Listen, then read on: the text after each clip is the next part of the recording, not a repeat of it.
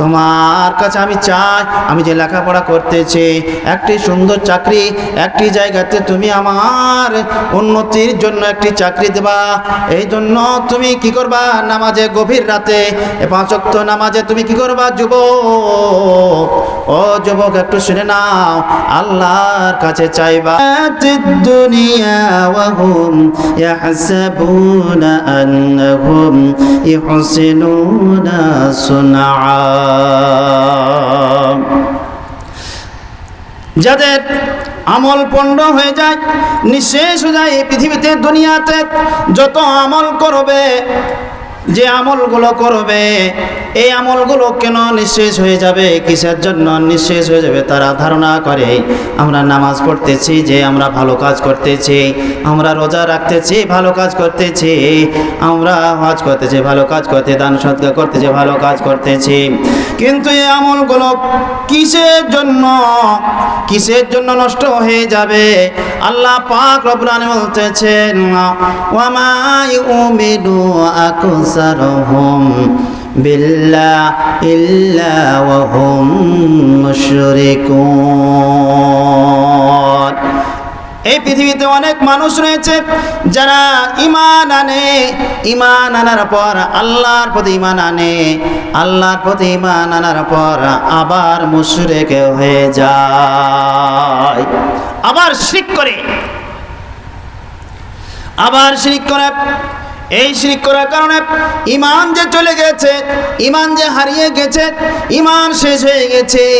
এই ধরনের ব্যক্তিগুলো যদি আমল করে থাকে, নামাজ পড়ে, রোজা রাখে, হজ করে, দান সদকা করে, এই ধরনের মানুষগুলোর কিন্তু আমল আর কোনো কাজে আসবে না। এই ধরনের মানুষগুলো আপনার আমলের ব্যাপারে কিন্তু ক্ষতিগ্রস্ত হয়ে যাবে। কি করলে?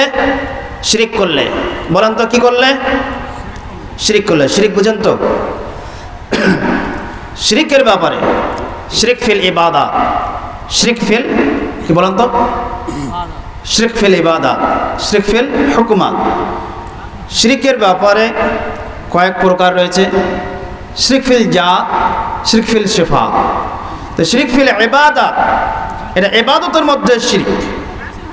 আপনি সালাত আদায় করতেছেন, আপনাকে অন্যজন লক্ষ্য করতেছে, এই জন্য আপনি সালাতকে খুব লম্বা করতেছেন। এরকম মানুষ আছে না? আছে না? শ্বশুর বাড়িতে এসে জামাই, এখন জামাই শ্বশুর বাড়িতে আসার পরে জামাই তো ঠিক মতো নামাজ পড়ে না, সালাত পড়ে না। এখন শ্বশুর তো পড়ে, বাবাজি চলো, আব্বু চলো, নামাজ পড়ো, মসজিদে চলো।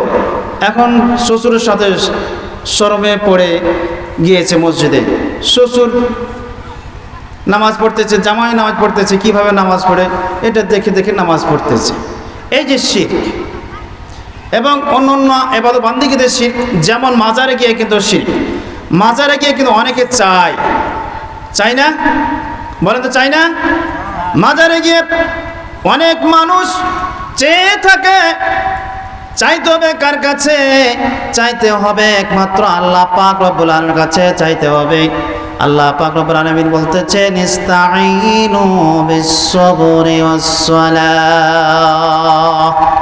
ধৈর্য সালাতের মাধ্যমে আল্লাহর কাছে চাও, আল্লাহর কাছে চাইতে হবে ধৈর্য করে এবং সালাতের মাধ্যমে। আল্লাহ পাক রব্বুল আলামিন বলতেছেন, ইয়্যাকা না'বুদু ওয়া ইয়্যাকা নাস্তাঈন। একমাত্র তোমার ইবাদত করি আর একমাত্র তোমারই কাছে সাহায্য চাই।